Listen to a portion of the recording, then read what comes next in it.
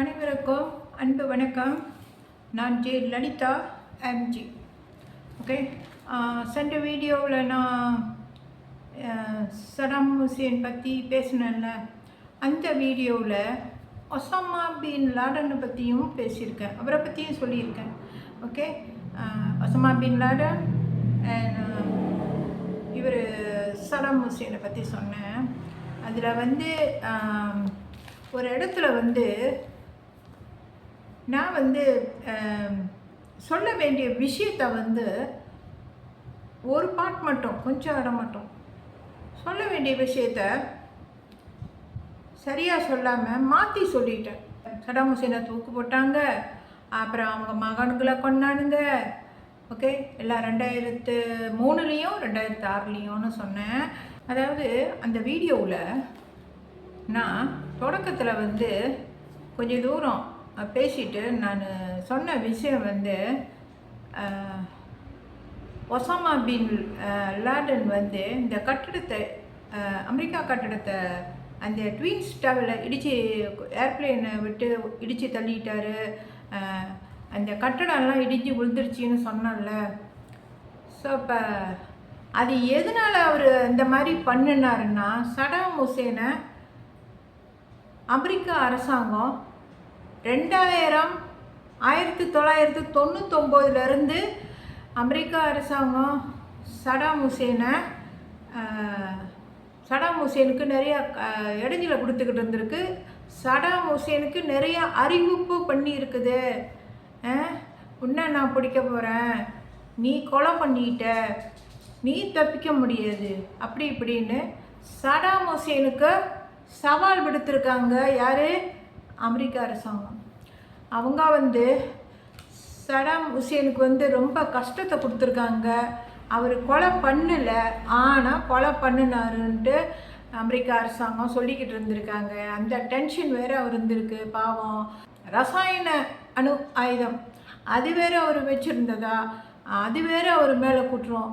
அவருக்கு 2 குற்றம். ஒன்று ரசாயன ஆயுதம் அவர் வச்சுருந்ததா, ஆனால் அது இல்லை, பிறகு தேடி பார்த்து கிடைக்கல. ஓகே, அப்புறம் இன்னொன்று கொலை பண்ணினது. 1982ஆம் ஆண்டு சதாம் ஹுசேன் 148 பேருன்னு சொல்கிறாங்க. அவர் கொலை பண்ணி மண்ணில் போட்டு புதைச்சிட்டாராம். ஆளுங்கிட்ட சொல்லி கொலை பண்ணி புதைக்க சொல்லிட்டாராம் 1982. அது 48 பேரா, 148 பேரா, 150 பேரா, சரியாக தெரில. ஆனால் நான் நினைக்கிறேன் 150 பேர். 150 பேரை சதாம் ஹுசேன் கொண்டு புதைக்க சொல்லிட்டாராம். ஸோ இப்போ இந்த விவரங்கள் ரொம்ப நாளாக 1999 அதுக்கு முன்னையும் 1988, 99, 98, 97 இந்த டைமில் எல்லாம் சதாம் ஹுசேனுக்கு நிறைய ப்ரெஷர் அமெரிக்கா அரசாங்கம் கொடுத்துருக்குது. ஸோ இப்போ இந்த நியூஸ் எல்லாம் வெளியாகி அவர் காது கட்டி அவர் கொஞ்சம் எல்லாம் டென்ஷன் ஆகியிருக்காரு. அவர் ஏன்னா அவர் அந்த கொலையை பண்ணலை. ஆயுதங்களும் ரசாயன ஆயுதங்கள் நாட்டில் ஒழிச்சு வைக்கல. இந்த 2 பிடியும் அவர் சுமந்துக்கிட்டு இருந்திருக்காரு. இந்த விஷயத்தை அதாவது 1988, 1989, அப்புறம் 2000 வருஷம், 2000 வருஷம் வரைக்கும், 2000 வருஷத்துக்கு முன்னே பல வருஷங்கள் அமெரிக்கா அரசாங்கம் சதாம் ஹுசேனுக்கு சவால் விடுத்துக்கிட்டு இருந்திருக்குது. அவர் சதாம் ஹுசேனை எச்சரிக்கை பண்ணிக்கிட்டு இருந்திருக்காங்க. தெரியுதுங்களா? ஸோ இந்த விவகாரம்லாம் ஒசாமா பின் லாடனுக்கு தெரிஞ்சிருக்குது. ஒசாமா பின் லாடன் எப்போ இந்த கட்டடத்தை அடித்தார்? ட்வின்ஸ் டவரில், அமெரிக்கா கட்டடம், வர்த்தக மையம், வேர்ல்ட் ட்ரேட் சென்டர், அந்த கட்டடத்தை எப்போ இடித்தாருன்னா 2001 செப்டம்பர் 11 அடித்தார் கட்டடத்தை. ஸோ அப்போ தான் எல்லாம் இடிஞ்சு விழுந்துச்சு. ஆனால் 2001க்கு முந்தைய எத்தனை வருஷமாக சதாம் ஹுசேனுக்கு எவ்வளோ ப்ரெஷர் கொடுத்துருப்பாங்க. பண்ணாத கொலைக்கு பண்ணுன நீ ஆயுதங்களை ஒழிச்சு வச்சிருக்க. அந்த ஆயுதங்கள் என்னது, அந்த உலகத்துக்கே ஒரு ஒரு பெரு அழிவை உண்டாக்குற ஆயுதம், அதாவது ரசாயன ஆயுதம். அதை பயன்படுத்தினா உலகத்தில் உள்ள மற்ற நாடுகள்லாம் சண்டை வர்றப்ப அதை பயன்படுத்தினா உலகத்தில் உள்ள மற்ற நாடுகள்லாம் வந்து அழிஞ்சு போயிடும் அப்படின்னு அமெரிக்கா அரசாங்கம் சடாம் ஹுசேன்கிட்ட சொல்லி அவரை மிரட்டிக்கிட்டு இருந்திருக்கு ரொம்ப நாளாக, எத்தனையோ வருஷமாக. 2000 வருஷத்துக்கு முந்தையா எல்லாம் மிரட்டிக்கிட்டு இருந்திருக்குது. இதெல்லாம் வந்து யாருக்கும் தெரியாது, அந்த நாட்டில் உள்ள சியாம் மக்களுக்கே தெரியாது, சரிங்களா? ஸோ மிரட்டிக்கிட்டு இருந்திருக்குது. அதெல்லாம் பார்த்துருப்பாரு ஒசாமா பின் லாடன். அவர் செய்யாத குற்றம் இல்லை, 2 குற்றம். ஆயுதம் மறைச்சி வச்சுருக்கிறது, இன்னொன்று கொலை பண்ணினது. ஸோ இப்போ ஒசாமா பின் லாடன் இந்த இந்த விஷயத்தை வந்து அவர் வந்து கேள்விப்பட்டு ரொம்ப நாளெல்லாம் பார்த்துருக்காரு. அவரும் டிவி நியூஸ்லாம் பார்ப்பார்ல. ஸோ இப்போ ஒசாமா பின் லாடனுக்கு ரொம்ப ஆத்திரம் வந்துருச்சு. இப்படி பண்ணுறானுங்களே அமெரிக்காக்காரனுங்க, அந்த மனுஷன் ஒன்றுமே தவறு இல்லை பண்ணலையே, ஏன் இப்படி பண்ணுறானுங்க? இப்படி ரொம்ப ஆணவம் திமிரு பிடிச்சவனுங்க அமெரிக்கா அரசாங்கம். இவனுங்களை சும்மா விடக்கூடாதுன்னு தான் ஒசாமா பின் லாடன் வந்து அல்காய்டா தீவிரவாதி. ஆனால் ஒசாமா பின் லாடன் வந்து ரொம்ப நல்லவர்.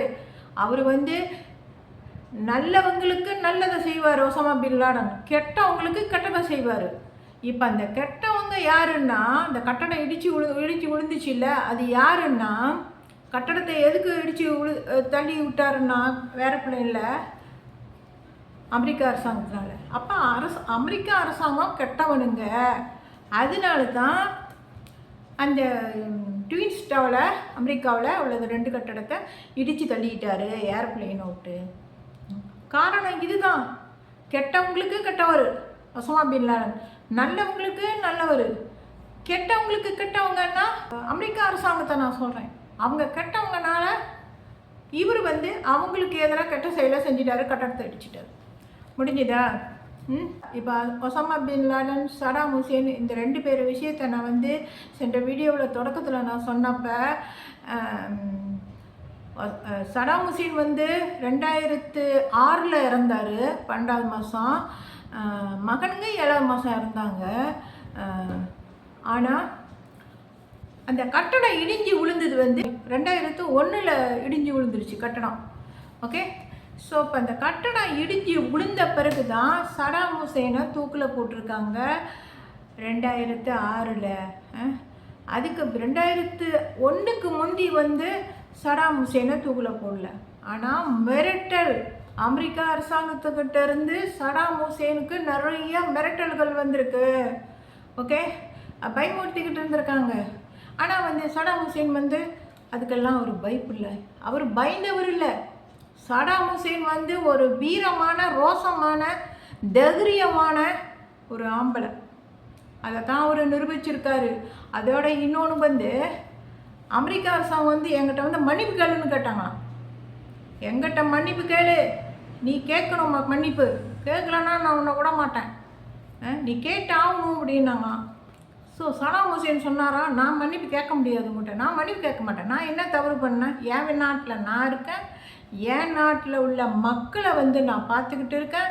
என் நாட்டு மக்களுக்கு எந்த ஒரு பசி பட்டினி எந்த ஒரு கஷ்டத்தையும் நான் கொடுக்கல, மக்களை நல்லா பார்த்துக்கிட்டு இருக்கேன். நான் என் நாட்டை நான் வழிநடத்திக்கு சென்றுக்கிட்டு இருக்கேன். நான் எதுக்கு நான் உங்கள்கிட்ட வந்து மன்னிப்பு கேட்கணும்? நான் ஏன் மன்னிப்பு கேட்கணும்? எல்லாம் எதனால தெரியுமா அந்த மாதிரி சொல்லியிருக்கானுங்க? ஆத்திரம் இருக்குது, மனசில் இருக்கானா காட்டிக்க மாட்டார், நல்ல மனுஷன் இருந்தாலும். அப்புறம் அவருக்கு வந்து ரொம்ப ப்ரெஷர் கொடுத்துட்டாங்க. இந்த எண்ணெய்னால தான் அவ்வளோ பிரச்சனை. எண்ணெய் கொடுத்துக்கிட்டு இருந்திருந்தா ஒரு பிரச்சனை இருந்திருக்காது. இவர் கொடுக்க முடியாதுன்ட்டார். அவனுங்களுக்கு எதுக்கு கொடுக்கணுன்ட்டு, வெள்ளைக்காரனுங்களுக்கு. நல்லவனுங்கன்னா பரவாயில்ல, கெட்டவனுங்கள்ல அமெரிக்கா அரசாங்கம். இப்போ நான் என்ன நினைக்கிறேன், நான் நினைக்கிறது தான் சடாம் ஹுசேனும் நினச்சிருக்காரு. என்னன்னா இவர் மேலே வீண் பழி வந்துருச்சு. 2 குற்றச்சாட்டு, 2 குற்றச்சாட்டும் சடாம் ஹுசேன் பண்ணல, கொலையும் பண்ணல, ஆயுதங்களையும் ஒழிச்சு வைக்கல. அப்புறம் எப்படி வந்து தூக்கு போடலாம்? தூக்கு எப்படி போடலாம்? சொல்லுங்கள், இதெல்லாம் பண்ணலாமா? தூக்கு போடலாமா?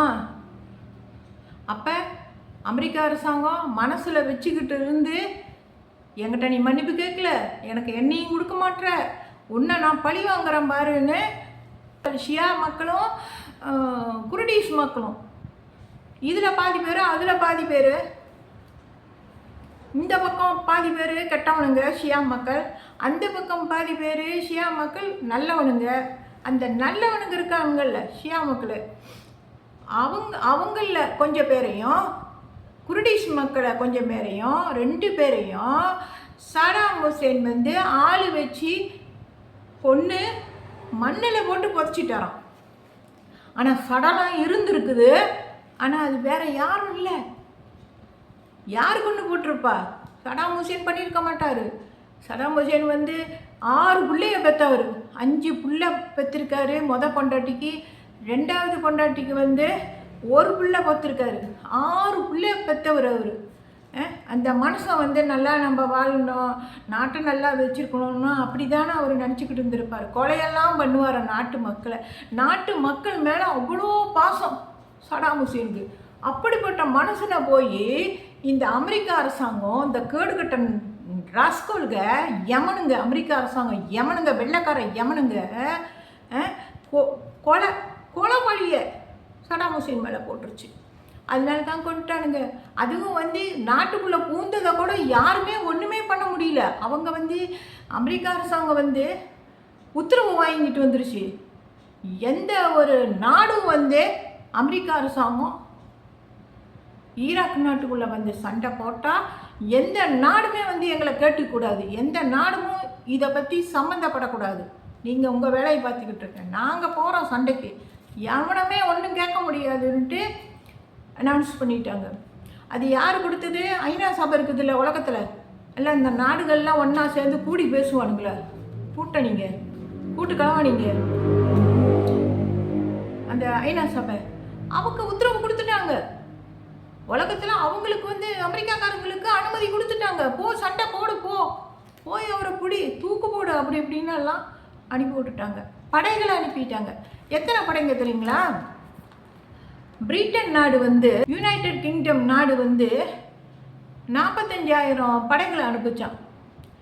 அதுவும் அவங்களாவில்ல, அமெரிக்காக்காரனுங்க கேட்டு, யுனைடெட் கிங்டம் நாட்டுக்கிட்ட கேட்டு, இந்த மாதிரி சண்டைக்கு நாங்கள் போகிறோம், எங்களுக்கு அனுமதி கொடுத்துட்டாங்க.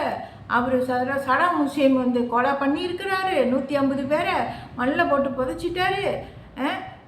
அவர் கொலை பண்ணினதுக்கு சாட்சி அவங்க நாட்டில் உள்ள மக்களே அவருக்கு சாட்சி சொல்கிறாங்க.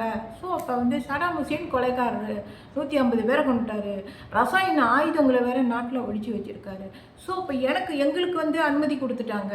ஸோ அப்போ நீங்கள் வந்து பிரிட்டன் நாடு, ஸோ அதனால் நீங்கள் வந்து படைகளை அனுப்புங்க எங்களுக்கு ஆதரவாக, நாங்கள் போய் சண்டை போட போகிறோம். இப்படி சொன்னதுனால பிரிட்டன் நாடு இருக்குதுல்ல, யூகே நாடு, அந்த நாட்டு அரசாங்கம் 45,000 படைகள் அனுப்பிச்சான். 45,000 படைங்க, நினச்சி பாருங்கள் எவ்வளோ பேர். 45,000 கொஞ்சம் நெஞ்சம் இல்லை, நிறைய. அந்த ஈராக் நாடே எல்லாம் அந்த போலீஸ் சோல்ஜர்ஸ் இருக்காங்கல்ல, சண்டை போடுற சோல்ஜர்ஸ், அவங்க எல்லாம் நிறைஞ்சிட்டானுங்களாம். 45,000. ஓகே. ஆஸ்திரேலியா நாட்டிலேருந்து 2,000 பேர், ஆஸ்திரேலியா, அவங்களையும் பிரெயின் வாஷ் பண்ணிட்டானுங்க அமெரிக்காக்காரனுங்க. யூகே நாட்டையும் பிரெயின் வாஷ் பண்ணிட்டானுங்க அமெரிக்காக்காரனுங்க. அப்புறம் போலந்து நாடு வந்து அது கொஞ்சம் சின்ன நாடு தான், இந்த சின்ன நாடுன்னு சொல்ல முடியாது. போலந்து நாடு வந்து ரொம்ப உறுதியான நாடு இல்லை. அது வந்து 194 பேர் அனுப்புனாங்களாம். ஸோ இந்த 3 நாட்டு சோல்ஜர்ஸோட அமெரிக்கா நாட்டு சோல்ஜர்ஸும் எல்லாம் சேர்ந்து ஈராக்குள்ளே போய் சண்டையை போட்டு இவரை பிடிச்சிட்டாங்க.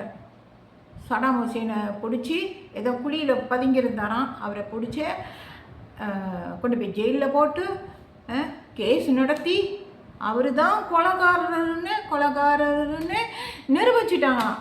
ஏன்னா சடாம் ஹுசேனுக்கு எதிராக அந்த நாட்டில் உள்ள, அவங்க நாட்டில் உள்ள ஷியா முஸ்லீம் மக்களே சாட்சி சொல்லிட்டாங்களாம் கோர்ட்டில்.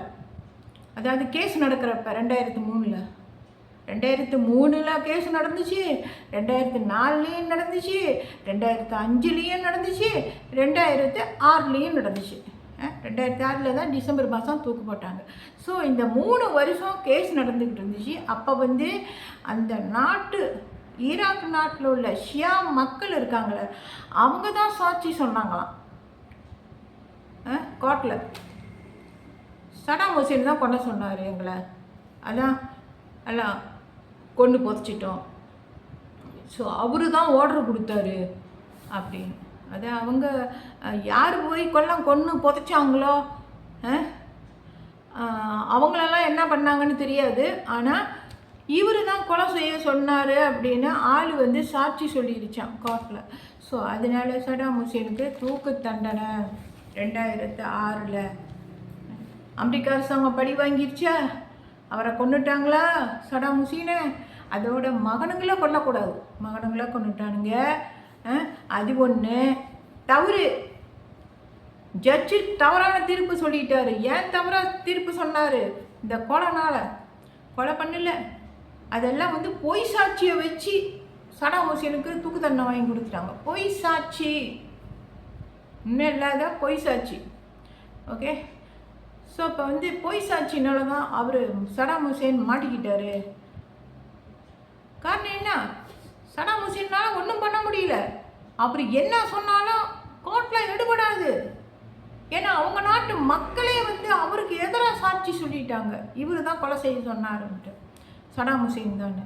ஸோ இப்போ இவர் மேலே பழி விழுந்துருச்சு. அதே 1982 வருஷம் இவர் சடாம் ஹுசேன் ஆள் வச்சு கொன்னாராம் குர்டிஷ் மக்களை, ஷியாம் மக்களை. 1982 முடிஞ்சு 1992 வந்து அப்புறம் 2002 வந்துருக்குது. அதுக்கு பிறகு சடாம் ஹுசேனை பிடிச்சி 20 வருஷம் சென்று அந்த கேஸ் நடத்தியிருக்காங்க. எந்த நாட்டிலேயாவது நீங்கள் பார்த்துருக்கீங்களா? அப்படி கொலை பண்ணாருன்னு தெரிஞ்ச பிறகு 1982 அப்போ தானே எல்லாம் சொன்னாங்க 1982 அவர் கொலை பண்ணியிருக்காருன்னு. சரி, அந்த சமயமே கேஸ் நடத்தாமல் ஏன் 20 வருஷம் சென்று 2006 கேஸ் நடத்துனாங்க? இப்போ இதெல்லாம் வந்து இதை பார்த்தாலே நம்ம வந்து ஏதோ ஒரு ஒரு ஒரு பெரிய சதி வேலை நடந்திருக்குன்னு தான் நம்ம சொல்ல முடியும். நம்ப முடியாத செயல்களை தானே எல்லாம் பண்ணியிருக்காங்க. யார் பண்ணியிருக்கா? இதுக்கெல்லாம் மூல காரணம் யார்? அமெரிக்கா அரசாங்கம். சரிங்களா? அமெரிக்கா அரசாங்கமும் அந்த ஈராக் நாட்டில் உள்ள ஷியா மக்களும் சேர்ந்து தான், குர்டிஷ் மக்கள் எல்லாம் சேர்ந்து, அதில் கெட்டவனுங்க எல்லாம் அந்த நாட்டில் உள்ள ஷியா மக்கள் கெட்டவனுங்க எல்லாம் சேர்ந்து அமெரிக்கா அரசாங்கம் இருக்குல்ல, அமெரிக்கா அரசாங்கத்துக்கூட சேர்ந்துக்கிட்டு தான் எல்லாம் கொலை பண்ணியிருக்கானுங்க. அமெரிக்கா அரசாங்கமும் இதில் சம்மந்தப்பட்டிருக்கு. ஆனால் கடைசியில் சடாம் ஹுசேனை பிடிக்க வந்தது யார்? அமெரிக்கா அரசாங்கம். ஆனால் கொலை பண்ணினது யார்? ஷியாம், அந்த நாட்டில் உள்ள ஷியாம் மக்களோட சேர்ந்துக்கிட்டு கொலை பண்ணி புதைச்சது யார்? அமெரிக்கா அரசாங்கம். அந்த நாட்டில் உள்ள மக்கள், ஷியாம் மக்கள் கெட்டவனுக்கு இருக்காங்க, அவங்களும் சேர்ந்து தான் எல்லாம் கொலை பண்ணியிருக்கானுங்க, கொலை பண்ணி புதைச்சிருக்காங்க. காரணம் என்ன? சடாம் ஹுசேனை எப்படியாவது கொலை பண்ணி ஆகணும், சடாம் ஹுசேனை தூக்க போட்டாகணும். அமெரிக்கா அரசாங்கம் ரொம்ப நாளாக கனவு கண்டிருக்குது, இவரை எப்படியாவது பிடிச்சி தூக்கில் போட்டுடணும்னு. என்ன கொடுக்கல, வெறி, ஆத்திரம் அமெரிக்காக்காரனுங்களுக்கு. வெள்ளைக்காரனுங்க பழி வாங்குறதுல கெட்டிக்காரனுங்க. சரி, இப்போ வந்து காசு கொடுத்து தான், அமெரிக்கா அரசாங்கம் காசு கொடுத்து தான் இந்த ஈராக் நாட்டில் உள்ள ஷியாம் மக்கள் இருக்காங்கல்ல, காசு கொடுத்து தான் அவங்கள வந்து கொலை பண்ண சொல்லியிருக்கு. அவங்க கொலை பண்ண சொல்லியிருக்காங்க, இவனுங்க கொலை பண்ணியிருக்காங்க ஷியாம் மக்கள். ஆனால் கொலை பண்ண சொன்னது வந்து யார்? அமெரிக்கா அரசாங்கம். நீங்களே பாருங்கள், இதெல்லாம் வந்து எவ்வளோ அநியாயம். கொஞ்சமாக பாவத்தை பண்ணியிருக்கானுங்க அமெரிக்கா அரசாங்கம். அவனுங்களெல்லாம் என்னன்னு சொல்கிறது? இப்படி உலகத்தில் இப்படி அசம்பாவிதம் நடக்குது, இந்த அநியாயம் நடந்திருக்குது. அவரையும் கொன்று பிள்ளைங்களையும் கொன்று அந்த வெள்ளைக்கார பாவிங்க. இங்கே பாருங்கள், இப்போ ஈராக் நாட்டில் உள்ள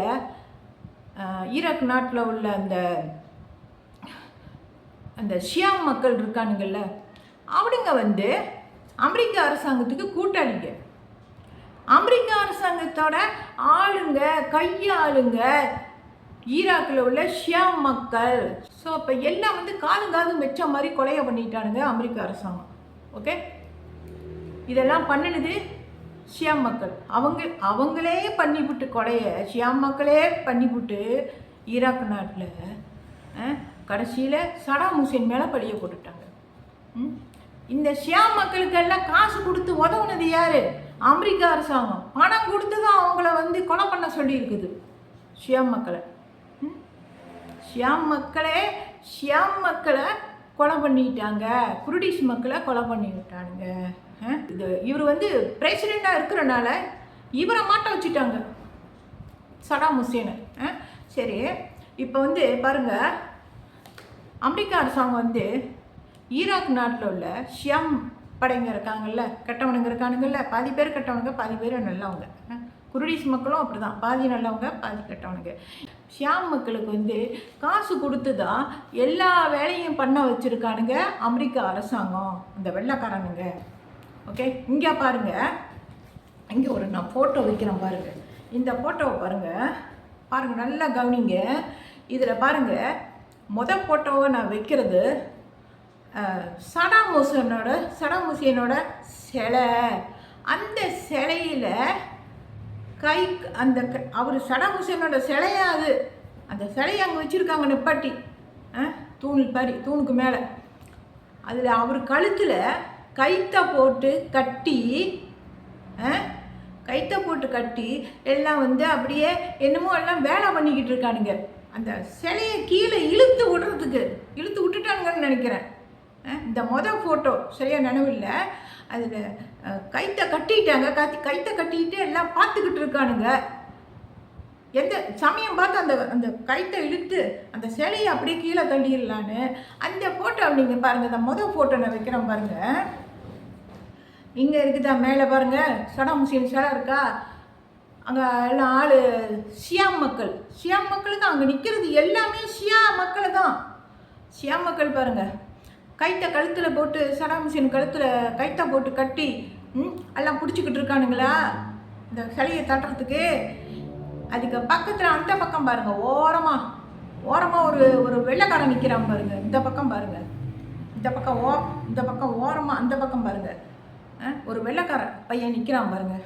அவன் கையில் பாருங்கள் காசு இருக்குது பாருங்கள், காசு வச்சுருந்தான், வெள்ளி நோட்டு வச்சுருந்தான். அந்த வெள்ளி நோட்டு யார் கொடுத்தது? அமெரிக்க அரசாங்கம் கொடுத்துருக்கு. அமெரிக்க அரசாங்கம் பணத்தை கொடுத்துருக்குது. அந்த ஆர்ப்பாட்டம் சடாம் ஹுசேனோட சிலையை கயிறு கட்டி அந்த சிலையை இழுத்து ஒட்டச்சி நாசமாக்கி தெருவாக இழுத்துக்கிட்டு போகிறதுக்கு அமெரிக்க அரசாங்கம் அந்த படைங்க அங்கே 2003 போய் நாட்டுக்குள்ளே போய் பூந்து எல்லாம் ஆர்ப்பாட்டம் பண்ணிக்கிட்டு இருந்தாங்க அந்த வெள்ளைக்காரனுங்க. அவனுங்க கொடுத்துருக்கானுங்க காசு, ஷியாம் மக்களுக்கு கொடுத்து நீ இதெல்லாம் பண்ணு அப்படின்னு சொல்லியிருக்கானுங்க. அவனுங்க ஷியாம் மக்கள் பண்ணியிருக்கானுங்க. காசு பாருங்கள், கையில் வச்சுருக்கான் பாருங்கள், அங்கே பாருங்கள் கையில் காசு வச்சுருக்கான் பாருங்கள், தெரியுதா? வெள்ளி வச்சுருக்கான், வெள்ளி நோட்டு வச்சுருக்கான். ஸோ பணம் கொடுத்து தான் ஷியாம் மக்களை அந்த ஈராக் நாட்டுக்குள்ளே ஆர்ப்பாட்டம் பண்ண சொல்லியிருக்கானுங்க வெள்ளைக்காரனுங்க. ஷியாம் மக்களை, அந்த நாட்டில் உள்ள மக்களே காசு கொடுத்துருக்கானுங்க. காசு கொடுத்து நீ ஆர்ப்பாட்டம் பண்ணுன்னு இருக்கானுங்க. அவனுங்க ஆர்ப்பாட்டம் பண்ணிக்கிட்டு இருக்கானுங்க. சிலையை உடச்சி கீழெல்லாம் தள்ளிடுவானுங்க. தள்ளி அப்படியே இழுத்துக்கிட்டு போவானுங்க. ஒரு 2 பேர் என்ன பண்ணானுங்க, சடாம் ஹுசேனோட சிலை கீழே உளுந்து கிடக்கு ரோட்டில், எல்லாம் இழுத்துக்கிட்டு போகிறானுங்க தரன்னு. அப்போ வந்து 2 ஈராக்காரனுங்க ஷியாம் மக்கள், அவனுக்கு வந்து ஷியாம் மக்கள், அவனுங்க என்ன பண்ணுறாங்க பார்த்தீங்களா, காலில் மிதிக்கிறானுங்க. அப்புறம் சப்பாத்தி இருக்குது, அவங்க காலில் போட்டிருக்கிற ஷூ இருக்க சப்பாத்தி, அந்த ஷூவை எடுத்து அடிக்கிறானுங்க அந்த சடாம் ஹுசேன் சிலையை. இந்த ஃபோட்டோலாம் நான் வச்சுருக்கிறேன், இதை இப்போ அப்படியே வைக்கிறான் பாருங்க, பார்த்துக்கிட்டே போங்க. அவனுங்க பண்ணான் ஆர்ப்பாட்டம். இப்போ அந்த நாட்டில் ஈராக் நாட்டில் பண்ணின அந்த சடாம் ஹுசேனோட சிலை இருக்குதுல்ல, அந்த சிலையில் கழுத்தில் கயிறு கட்டி அந்த சிலையை கீழே தள்ளி ஒட்டச்சி அப்புறம் ரோட்டில் இழுத்துக்கிட்டே போகிற மாதிரிலாம் பண்ணினது யார் அந்த மாதிரி பண்ண சொன்னதுன்னா வெள்ளைக்காரனுங்க, அமெரிக்கா நாட்டு வெள்ளைக்காரனுங்க. அவனுங்க காசு கொடுத்து நீ இதெல்லாம் பண்ணுன்னு இருக்கானுங்க. சியாம் மக்கள் ஈராக்கில் உள்ளவனுக்கு அதே மாதிரி அவனுங்க பண்ணியிருக்காங்க. ஓகே, இங்கே பாருங்கள், எல்லாம் வெள்ளைக்காரனுக்கு தான் ஏணி வச்சுக்கிட்டு மேலே ஏறி கழுத்துல எல்லாம் கயிறை கட்டுறானுங்க. அந்த சிலை, சடாம் ஹுசேனோட சிலை முகம் இருக்குது, சடாம் ஹுசேனோட முகம் சிலையில். அதில் அமெரிக்கா கொடியை அந்த சடாம் ஹுசேன் சிலை முகத்தில் போட்டு மூடுறான். அங்கே பாருங்கள், எல்லாம் வெள்ளைக்காரனுங்க மேலே ஏறிட்டானுங்க. ஸோ எல்லா வேலையும் அந்த ஆர்ப்பாட்டத்தில் பண்ணினது 2003 2004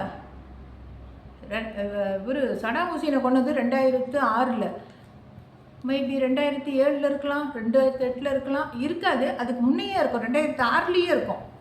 6 டிசம்பர் மாதமே இருக்கும், 6ஆம் தேதி தானே அவர் இறந்தார். அந்த டிசம்பர்லேயே எல்லாம் பண்ணியிருப்பானுங்க ஆர்ப்பாட்டம். சடாம் ஹுசேன் இறந்ததுமே ஆர்ப்பாட்டம் பண்ணியிருப்பானுங்க. அந்த ஆர்ப்பாட்டத்தை பண்ண சொன்னது அமெரிக்கா அரசாங்கத்து இந்த படைங்க, சண்டை போடுற படைங்க காசு கொடுத்து நீங்கள் இப்படி பண்ணுங்கன்றிருக்காங்க.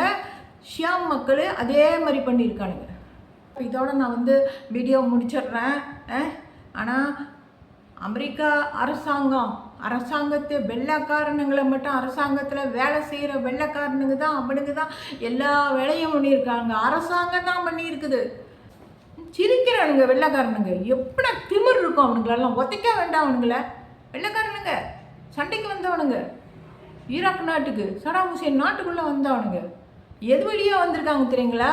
குவைத் நாட்டு வழியாக உள்ளுக்கு பூந்து அப்புறம் ஈராக்கில் உள்ள பக்தாட் இடத்துக்கு வர்றதுக்கு 2 வாரம் முடிச்சிடும். 2 வாரத்துக்கு பிறகு தான் அவங்க சண்டையை போட்டிருக்கானுங்க. இந்த சடாம் ஹுசேனை தேடுற படம்லாம் அப்போ தான் ஆரம்பிச்சிருக்கு.